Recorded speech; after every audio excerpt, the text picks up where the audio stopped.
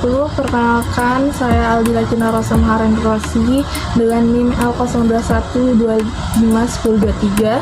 Di sini saya sebagai moderator yang akan membimbing jalannya presentasi dari kelompok kami, yaitu saya akan membacakan dengan judul Jurnal Invasive and Non-Invasive Macro-Aquatic Plant in Upper Solar River Indonesia dengan nama penulis Calvin Livianto Pramono, Daniel Adi Leon, Aliotya, Eprian Junior Restuti, Farah Meilani, Muhammad Solihin, Aru Dewangga, Cheng Kamyap, Ahmad Dwi Setiawan.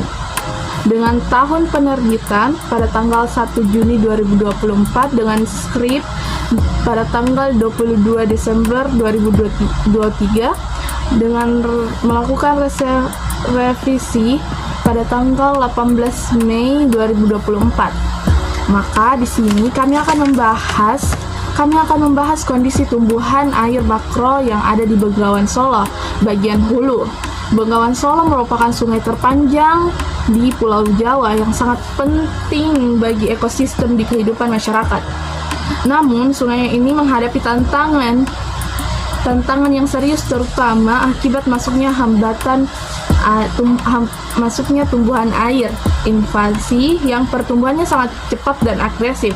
Maka dari itu, selanjutnya akan dibahas oleh rekan-rekan saya, yaitu pembaca pertama Prati Puji Puspitasari dengan NIM L02125144 dan pembaca ketiga Z. Aila Ufia dengan NIM L02125125 dan pembaca keempat Syairin Firdaus Gracia dengan NIM L02125135. Selanjutnya diakhiri dengan Muhammad Wahyudi Umrah dengan NIM L02125145.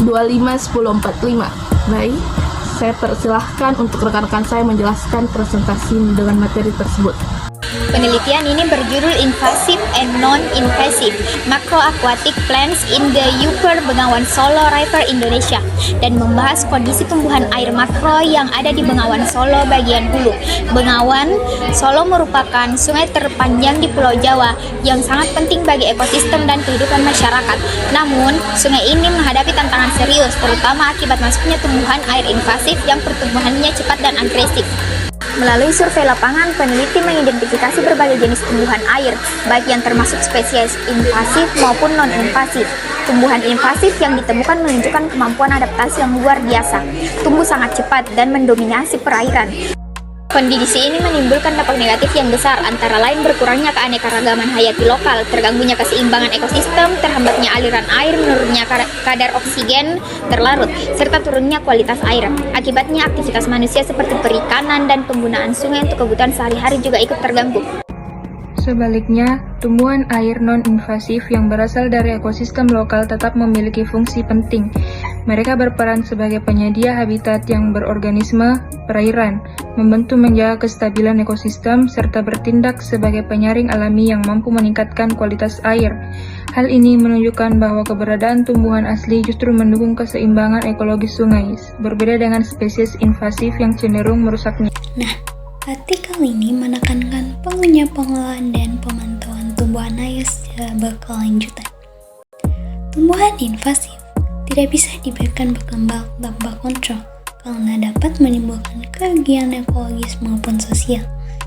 Namun, upaya pengendalian juga harus dilakukan dengan hati-hati agar tumbuhan non-invasif yang bermanfaat tetap terlindungi. Dengan demikian, pengelolaan Bengawan Solo bagian hulu harus berfokus pada penekanan pertumbuhan spesies invasif sekaligus melestarikan spesies lokal yang berperan menjaga kesehatan ekosistem.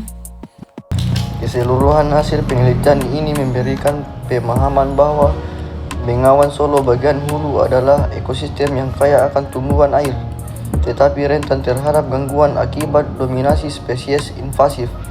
Informasi ini sangat penting sebagai dasar dalam merumuskan strategi pengolahan sungai yang lebih berkelanjutan, sehingga fungsi ekologis tetap terjaga dan manfaatnya bagi masyarakat tidak hilang. Dominasi tumbuhan invasi menimbulkan dampak negatif seperti berkurangnya keanekaragaman hayati, perubahan struktur ekosistem, penurunan kualitas air, terhambatnya aliran sungai, dan turunnya kadar oksigen terlarut. Nah, yang terakhir, tumbuhan invasif yang merupakan spesies asli tetap berperan penting dalam ekosistem. Namun, mereka menyediakan habitat bagi organisme air, memstabilisasi ekosistem, serta membantu menyaring air sehingga kualitas air tersebut lebih baik. Adapun temuan-temuannya dalam jurnal tersebut yaitu ditemukan dua kelompok air makro, yaitu tumbuhan invasi dan tumbuhan non-invasi. Yang kedua, tumbuhan invasif merupakan ciri pertumbuhan yang sangat cepat, kemampuan adaptasi tinggi, dan daya saing yang kuat, sehingga mampu mendominasi ekosistem perairan.